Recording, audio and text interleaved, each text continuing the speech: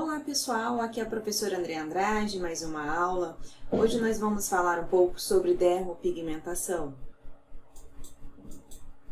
O que você já sabe sobre dermopigmentação? Há muitos mitos, há muitas dúvidas, né?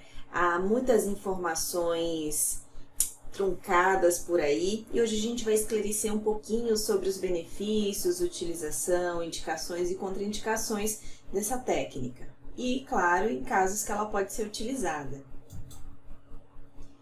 Qual é a importância estética da dermopigmentação? Primeiro, né? Realce o embelezamento, melhora da autoestima e também para reparos. Pode ser utilizada em sobrancelhas, lábios, estrias e também na dermopigmentação paramédica. Que conhecimentos eu preciso ter para fazer uma boa dermopigmentação? Então vamos lá. É super importante que o profissional entenda que você precisa entender de anatomia, fisiologia, treinar boa coordenação motora, né? Ter calma. É um trabalho que exige perícia, exige prática. E claro, muita paciência. E uma outra ferramenta importante é a empatia, né? Você sempre se colocar no lugar do seu cliente, entender as suas necessidades e oferecer o melhor serviço, que vá satisfazer a necessidade daquele cliente e, claro, e que ele goste, né? Que ele se identifique com o trabalho que você irá realizar. E quais devem ser as minhas condutas profissionais como profissional de dermopigmentação? Claro, só atuar nos limites a qual eu estou habilitada, né? Não aprofundar muito essa agulha, não utilizar técnicas que você não domina, não sabe fazer direito, usar os produtos e equipamentos regulamentados pela Anvisa, isso é super importante, ficar atento à marca do seu pigmento, pigmento de boa qualidade, né? Outra coisa interessante, importante, essencial na verdade eu diria, fazer o uso da anamnese, ter toda a documentação necessária para realizar o procedimento, termos de consentimento, termos de uso de imagem, né? Autorização do uso de imagem, na verdade, caso você queira fazer publicação de algum trabalho bonito que você tenha realizado, é importante que a sua cliente autorize, né? Então, super importante ter a ética para a realização desse trabalho, tá bom? Esclarecer tudo, ter tudo muito bem documentado e ter todos os produtos regulamentados pela Anvisa. O seu dermógrafo, os seus pigmentos, diluentes, o seu tebório, microbled, as suas agulhas, tá bom? Isso é muito importante, muito relevante. Que comportamentos ou características emocionais devo ter para ser uma excelente dermopigmentadora ou dermopigmentador, né? Bem, é importante, como eu já falei, que tenhamos muita paciência para realizar esse trabalho, que a gente tenha respeito e empatia pela pessoa que será atendida. É importante que a pessoa ela tenha calma para escutar as necessidades da sua cliente. E treino, né? Tem que ser uma pessoa que treina bastante, tem uma boa coordenação motora, que esteja querendo sempre se aperfeiçoar, sempre crescer, tá bom? E uma pessoa que esteja sempre antenada com as novidades e novas tecnologias, né? Porque a todo instante novas técnicas nessa área são criadas para que nosso trabalho melhore. Então é importante que o profissional também esteja sempre em busca de crescimento e atualização. Como crescer na carreira de dermopigmentação, né? Como eu já falei, muito estudo, muita prática, aperfeiçoamento constante, ser ética e profissional, ter bons materiais, claro, né? Essa questão de ter materiais de qualidade é importante. Claro que é um trabalho que a gente gasta muito material, muito insumo, muito descartável, mas aí a gente está falando aqui agora da ética. Tenha produtos de qualidade que vão oferecer um produto de excelência, né? Um serviço de excelência, um resultado muito bom, né, para o seu cliente. E tratar muito bem os seus clientes, né? Tratar muito bem os seus clientes no sentido não apenas de sorrir e dar bom dia, tá, gente? Tratar bem o cliente não é apenas isso. É você dar aquela atenção também no pós-procedimento, é você esclarecer sempre que o cliente tiver uma dúvida e estar à disposição ali. Porque no período que está cicatrizando, o cliente fica bem aflito, fica cheio de dúvidas, mesmo que você já tenha esclarecido, ele fica chateado não, ele fica assustado, né, com as etapas. Então é importante que o profissional esteja à disposição e dê essa atenção para o seu cliente. Quais os materiais que o dermopigmentador utiliza? Rapazes, desculpa, o slide estava pronto, mas vamos considerar aqui os dermopigmentadores, ok? Então vamos lá. Olha só o tanto de produto que a gente gasta, gente, que a gente utiliza. Na verdade, não vamos falar em gastar, a gente vai falar produtos que a gente investe. Jaleco, luva, touca, máscara, ou seja, o uso de EPIs e descartáveis é essencial e obrigatório aqui. Sapatos fechados, dermógrafo, T-body, pigmentos, base acrílica, loção tônica, demaquilante ou lenços de limpeza, Bepantol, pomada, cubeta, carrinho de apoio, lápis, né? Lápis branco, marrom, preto, paquímetro, lupa, pinça, tesoura, palito de dente, dessensibilizante, apontador, avental plástico, capa baby, algodão, gás, álcool 70, capa para dermógrafo, filme PVC, Batox, protetor de cubeta, protetor para carrinho, Descarpac, dentre outros. E claro, muito, muito, muito conhecimento, né? É um material importante que a gente vai utilizar. E afinal, o que é a dermopigmentação, gente? É uma técnica que consiste na implementação de pigmentos específicos que visam o embelezamento do olhar, camuflagem de cicatrizes, embelezamento e harmonização dos lábios, dentre outros efeitos estéticos, capilares também e para médicos, tá? Contraindicações. Quem não pode fazer a dermopigmentação, né? Pessoas com lesões na pele, né? Quando eu falo lesões na pele, na área a ser aplicada, estados febris, doenças infecciosas, né? Tanto infecções virais ou bacterianas, cânceres ou tumores não tratados, grávidas ou lactante. A questão das grávidas, gente, é que a grávida está ali num período hormonal um pouco conturbado. Às vezes a grávida vai optar por esse trabalho por impulso. E a gente também tem que minimizar qualquer risco de que essa grávida passe mal, né? Então a gente não quer problema, não é? No nosso consultório. Então a gente faz tudo certinho. Eu sempre recomendo que a grávida espere esse momento delicado, que ela curta a lactação e depois ela recorra à dermopigmentação, tá bom? Então, eu não costumo trabalhar com grávidas, tem profissionais que fazem, eu não critico, mas eu prefiro não fazer esse tipo de trabalho em grávida ou lactante.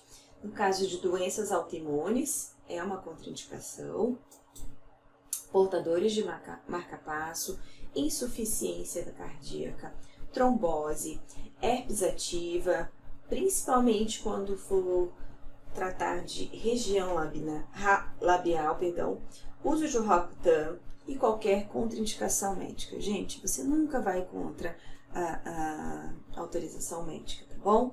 Isso é acho que é um pré-requisito básico para qualquer profissional de saúde. Vamos falar aqui de uma questão muito importante, que é o termo de consentimento livre esclarecido, né?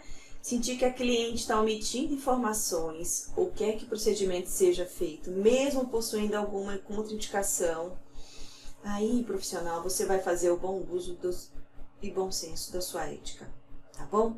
Eu não realizo o procedimento quando eu percebo que a cliente está omitindo informações, quer se negar a dar informações importantes, ou quando ela tem uma contraindicação e quer te obrigar a fazer o procedimento, tá bom? Para isso é super importante você ter o termo de consentimento livre e esclarecido, tá? Então, para todas as situações dos seus atendimentos, é obrigatório você preencher a anamnese e pedir para que o cliente assine esse termo de responsabilidade, né? Além do termo de consentimento livre e esclarecido, né? Que é um documento na qual você esclarece sobre o que é o procedimento, sobre também que o cliente ele é responsável pelas informações prestadas e que ele está ciente dos cuidados, né? E do resultado a ser esperado, tá bom? Então é importante você esclarecer que o cliente também é corresponsável pelo resultado e manutenção da técnica, ok? Então, já falamos sobre o que é a dermopigmentação, vou reforçar aqui. É uma técnica que consiste na implantação de pigmentos específicos que visam o embelezamento do olhar, camuflagem de cicatrizes, embelezamento e harmonização dos lábios, dentre outros efeitos estéticos, né? Temos capilares para médicos. E aí, em que camada que atua, né? Segundo o autor Bauman, consiste na aplicação de pigmentos na camada subepidérmica, um pouquinho abaixo da camada basal ou germinativa, né? Pode ser feito com auxílio de um dermógrafo, né? Ou também do Tebori, enfim, que é uma técnica, que é um outro instrumento que eu vou mostrar mais adiante, né? E deve-se tomar cuidado para não aprofundar, ok? Então, assim, fica ali na junção dermoepidérmica, gente, mas a gente não quer que essa implantação seja realizada na derme, ok? Então, aqui o objetivo, quando a gente faz a implantação com dermógrafo, seja com dermógrafo ou com a lâmina do Tebori, a gente quer chegar aqui na epiderme. Então, é comum quando a gente está micropigmentando, pegar um pouquinho aqui, ó, porque não tem essas vilosidades aqui da camada germinativa. Então, no que você está micropigmentando, você pode pegar um pouquinho aqui, essa junção derme-epiderme, ok? Mas não é para aprofundar, não é para chegar aqui, senão você vai estar fazendo uma tatuagem. E o que acontece, gente, se errar a profundidade ou se errar as zonas proibidas? Aqui é um exemplo de micropigmentação dos olhos, tá? Para fazer o tracinho de delineador, para realçar o olhar. E a pessoa pode ter errado de duas formas. Tanto na profundidade inadequada e tanto pelo fato de ter aplicado em zonas proibidas, tá? Essas junções aqui, canal lacrimal, essa junção aqui, ó, no cantinho do olho, é considerada uma zona proibida. E o que aconteceu aqui, gente? Uma migração, tá bom? Isso aqui é lamentável, tá? Porque é muito difícil de retirar, até mesmo por conta de ser uma área bem delicada, bem sensível, de atuar com laser ou outras técnicas. Pode causar queimaduras, sensibilidade ou simplesmente não sair, além de agredir os olhos, né, da sua cliente. Então, por favor, estudem bastante e pratiquem bastante para que esses erros não sejam cometidos, ok? Algumas diferenças principais entre dermopigmentação e tatuagem, tá? Ambos os profissionais fazem uso do aparelho dermógrafo, tá? Mas existem diferenças no dermógrafo e no tipo de aparelho usado, né? Tanto pelo dermopigmentador como pelo tatuador. Então, o objetivo da dermopigmentação é atingir ali epiderme, né? Membrana basal, camada basal. A tatuagem, o objetivo é a derme. A dermopigmentação, ela pode durar de 6 meses até 1 ano. Isso também depende do corpo de cada pessoa. A tatuagem é eterna, tá, gente? A tatuagem que a pessoa fez aos 18, aos 60, 70, até ela morrer, tá lá, ok? A dermopigmentação, com o tempo, ela não deforma, tá? A tatuagem, ela sofre deformação com o tempo. Então, assim, aquele beija-flor que você tatuou na região do busto, quando era novinha, aquele beija-flor, ele vai ter um outro formato ali, porque a pele, ela cede, ela repuxa, a gente ganha peso, a pele envelhece, então a tatuagem vai acompanhar essa deformação da pele, tá bom? Com o tempo. Na dermopigmentação, a gente usa principalmente pigmentos orgânicos, claro, alguns inorgânicos. E na tatuagem são principalmente pigmentos inorgânicos. Na dermopigmentação, o dermógrafo ele tem menos RPM. O que é RPM? É rotações por minuto.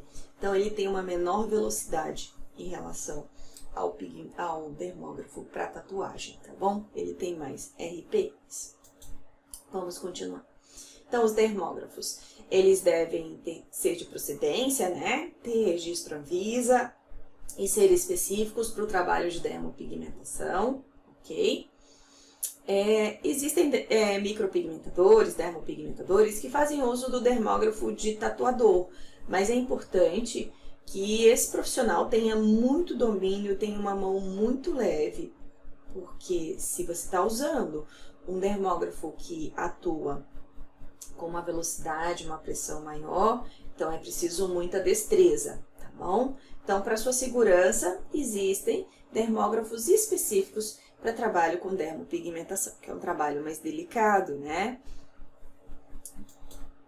Vamos lá. Um tema super importante quando a gente trata de dermopigmentação é a biossegurança, tá bom? Primeiro porque é uma área da saúde e a gente quer diminuir o risco de qualquer intercorrência e garantir, claro, a saúde do paciente, do cliente e do profissional. Então, o principal aqui, focado na dermopigmentação, claro, você vai ter que, é obrigatório fazer uso dos EPIs, isso com qualquer procedimento, ainda mais fazendo uso de pérfuro cortante. Então, a primeira regra que eu diria, gente, é nunca realizar qualquer procedimento a qual você não esteja apto ou seguro o suficiente para realizar, principalmente se tratando de pérfuro cortante, tá? Não é para você fazer treino ou experimento na sua cliente, tá bom? Tem meios sintéticos, tem outras formas de treinar. E até quando você vai treinar a primeira vez no modelo humano, tá? E existem os limites que você pode ir para evitar qualquer intercorrência, para evitar qualquer erro, tá bom? Outra coisa que eu incluo aqui na biossegurança é fazer o procedimento com bastante calma e atenção, para evitar qualquer acidente, ok? Só utilizar produtos e equipamentos com registro Anvisa, isso já foi falado, né? E dentro do prazo de validade, gente, muita atenção ao prazo de validade dos pigmentos. É obrigatório o uso de EPIs, né? Luvas, toucas, jalecos, sapatos fechados. Eu também acrescentaria aqui o uso de manguito, tá bom? É uma manga de plástico ou TNT que você coloca por cima da manga do seu jaleco, tá? Ele protege o braço todo, ok? E também existem os aventais plásticos que também evitam que você manche ou suje o seu jaleco branco, né? De pigmento. Mantenha seu ambiente sempre limpo e organizado para a realização do procedimento, tá bom? É importante que a sua salinha seja reservada apenas para isso, apenas para a realização da dermopigmentação, tá bom? Ou se é uma sala multiuso, que você tenha o dia específico de fazer esse atendimento, tá bom? E aí sua sala vai estar direcionada completamente para fazer a dermopigmentação. As agulhas são descartáveis, né? Eu até botei aqui, as agulhas descartáveis são descartáveis. Jamais devem ser guardadas e reutilizadas, tá? Nem no mesmo cliente. Antigamente, muito antigamente, o profissional guardava a agulha do cliente, tá? Ou o cliente levava para casa e trazia no retoque, no retorno, tá bom? Isso não existe, tá, gente? A agulha descartável, ela é descartada ali no momento logo após o procedimento. Tá bom? Preencha a ficha de anamnese e caso haja qualquer contraindicação, né, não realizar esse procedimento. Bom, gente, fica muito atenta a isso. esclarecer o seu cliente sobre como o procedimento deve ser realizado e os cuidados a serem tomados no pós-procedimento. Faça o teste de alergenicidade, geralmente atrás da orelha, tá bom? Esse teste, como é que ele é feito? Você faz a mistura de pigmentos que você vai usar na pessoa e faz um pontinho, uma coisinha, um traçozinho, um coraçãozinho atrás da orelha para saber se essa pessoa vai apresentar alguma reação alérgica nas próximas 48, 72 horas, tá bom? Então, assim, é super importante fazer esse teste, principalmente pessoas que já relatam sensibilidade a outros princípios ativos, a outras coisas, tá bom? Entregar sempre para o seu cliente uma lista de cuidados a serem tomados, isso inclui em biossegurança, porque o cliente ele tem que estar esclarecido e ele é corresponsável por esse procedimento, por essa segurança, né, e por esse resultado também, né? E outra, dê atenção, preste apoio ao cliente no pós-procedimento, e porque é muito comum surgirem dúvidas, né, depois da aplicação da técnica. Alguns cuidados no pós-procedimento, já que a gente falou aqui, né? De pós-procedimento. O cliente não deve molhar a área nas próximas 48 horas, aqui se tratando de sobrancelhas, tá? Utilizar o produto cicatrizante recomendado pelo menos 3 vezes ao dia, durante 7 dias ou até cicatrizar. Não usar maquiagem por 7 dias ou até completa cicatrização. Não coçar. Não remover as casquinhas. Não tomar banho de rio, mar, piscina por 30 dias. A gente quer diminuir qualquer risco de infecção bacteriana, tá bom? Então a gente não deve brincar ali com a sorte e expor essa área que também vai estar sensibilizada e ainda vai estar passando por um processo cicatricial aí, tá bom? Suspender os exercícios físicos por 5 dias. Essa informação aqui, tem alguns profissionais que já falam que 2, 3 dias, tá bom? Mas depende aí muito do processo cicatricial desse cliente, sabe por quê? Porque assim, quando a pessoa transpira, primeiro ela acelera a circulação, promove vasodilatação e nesse processo acaba expulsando o pigmento, tá bom? E além disso, quando a gente transpira, o sal, né, os sais do suor também interferem na fixação do pigmento, tá bom? Então tem profissionais que recomendam menos dias, mas eu acho que 5 dias é um tempo aí legal para você ter certeza de que tá bem cicatrizado e que a sua atividade física, que já, às vezes é muito intensa, que ela não interfira, tá? Na fixação desse pigmento. Não tomar sol, tá, gente? A gente quer evitar qualquer risco de mancha e sugerir, claro, que o seu cliente entre em contato, né? Em caso de qualquer dúvida. Vamos falar um pouquinho aqui da micropigmentação fio a fio, né? Aumentou muito, gente, a demanda por esse serviço, né? As mulheres, elas querem técnicas que deixem mais bonitas, que embelezem o olhar. Tem um fenômeno aí das pessoas estarem sem sobrancelhas, né? Ou algumas têm poucos pelos por predisposição genética, ou as pessoas por conta de estresse, alguns hábitos, uso de medicamentos ou algumas doenças também predispõem à queda dos pelos, né? Então, é uma técnica bastante requerida, não só para embelezamento, mas também para fins corretivos, tá bom? Então, aqui, ó, a técnica de fio a fio, esse resultado da internet, se não me engano, acho que foi da clínica do House, tá? Só para dar créditos aqui, não é um trabalho meu, tá bom? Ó, como realça o olhar dessa pessoa, né? Olha como fica bonito. Os traços imitando os fios, né? Então, um trabalho bastante relevante, tá bom?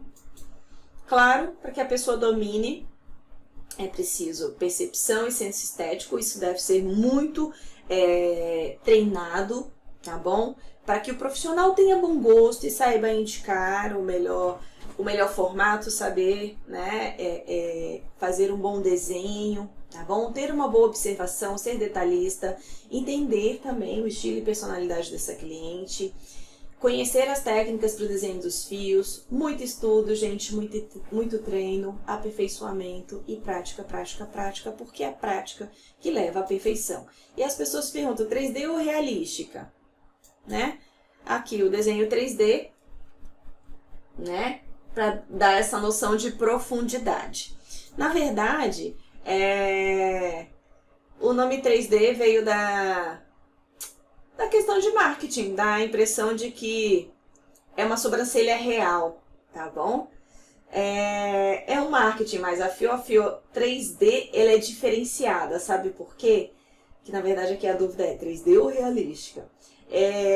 Quanto mais apurado o teu traço e a combinação de cores e esse uso de luz e sombra, as pessoas presencialmente elas não vão conseguir perceber se essa tua sobrancelha é desenhada ou se ela é uma sobrancelha real. Então, os profissionais que dominam o desenho desses traços, a combinação de cores, vão causar um efeito óptico que ao vivo, às vezes a pessoa não percebe que são fios desenhados, tá bom?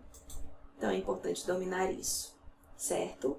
Então assim, é importante que se faça treino de fios mais finos. Aqui assim, tem pessoas que têm esse estilo, esse formato de pelos, então é importante você fazer como se fosse assim, mimetizar.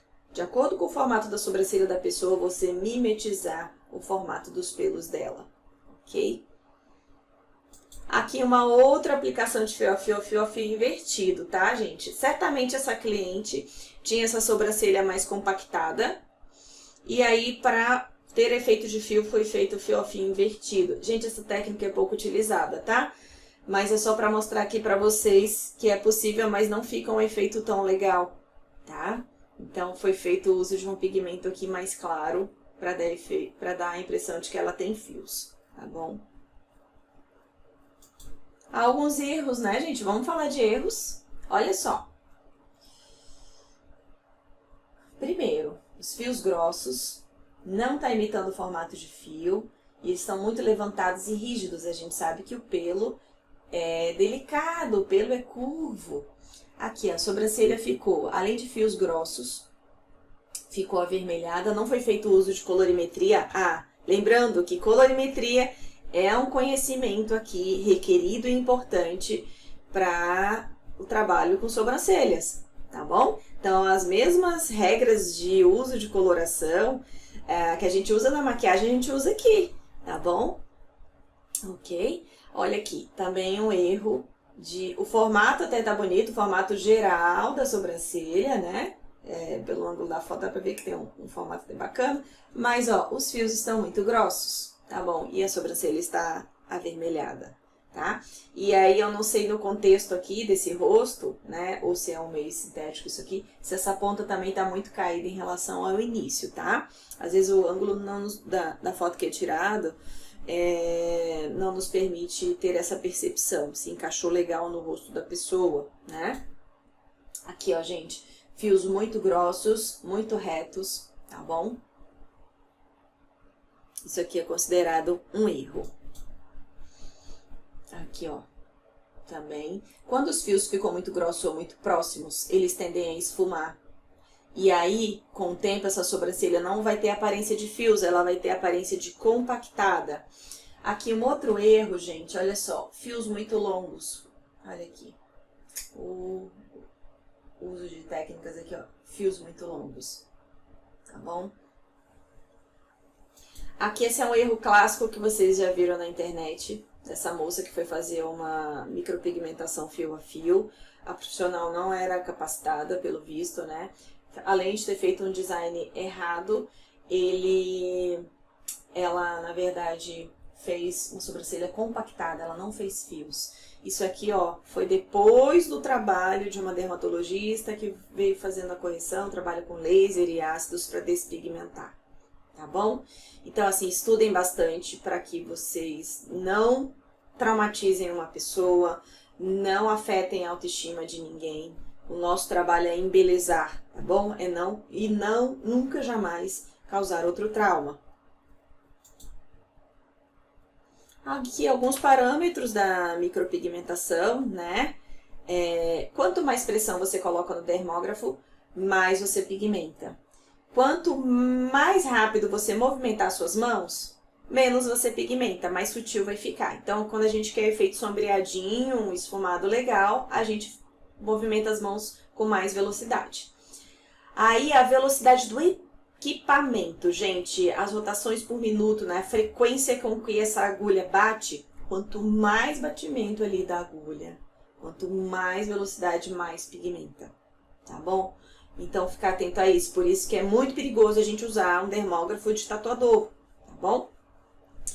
Quanto maior o número de agulhas, menos pigmenta, tá? Isso aqui tem gente que se confunde nessa informação, mas o nosso corpo vai nos proteger mais. Se você tem ali uma fileira de agulhas, vai criar uma resistência maior à penetração dessas agulhas na pele. Então, quando você quer um efeito esfumado, você combina aí mais agulhas, tá bom?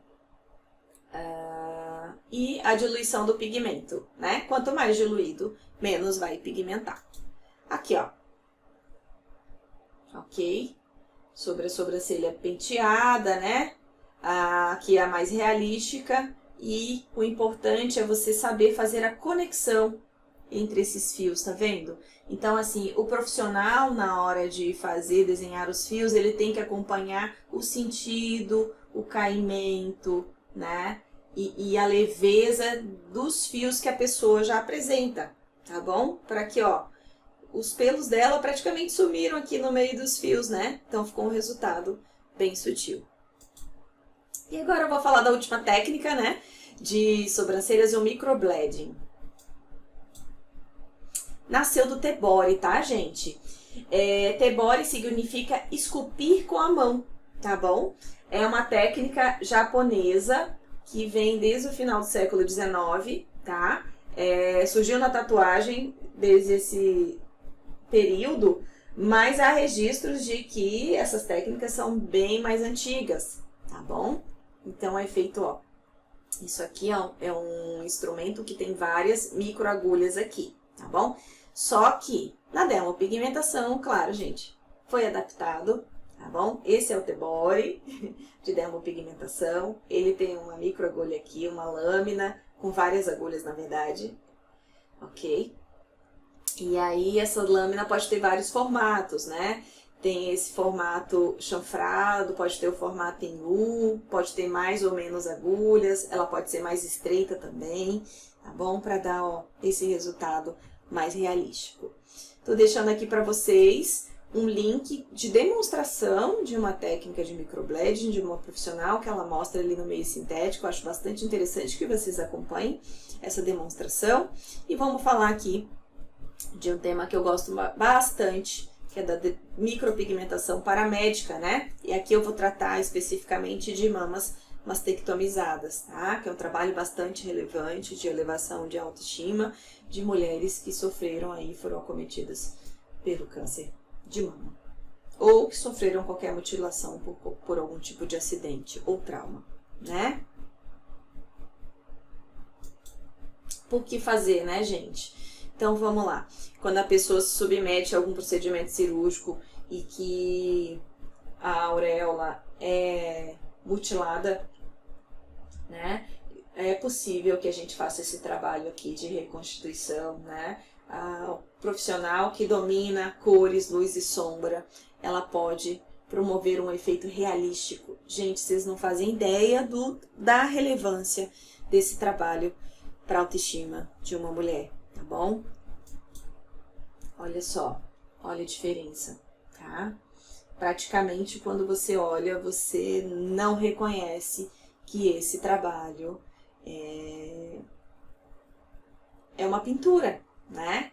Mas olha aqui como esse profissional, ele fez com zelo e com perfeição essa auréola. E ficou muito bonito, tá bom?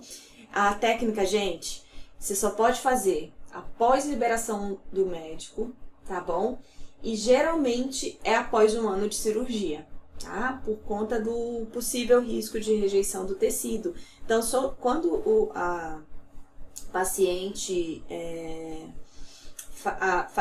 recebe a prótese, a reconstituição de mama, ela precisa ainda ficar um tempo esperando para saber se vai haver essa rejeição, tá bom? E o profissional só pode fazer depois desse período, tá?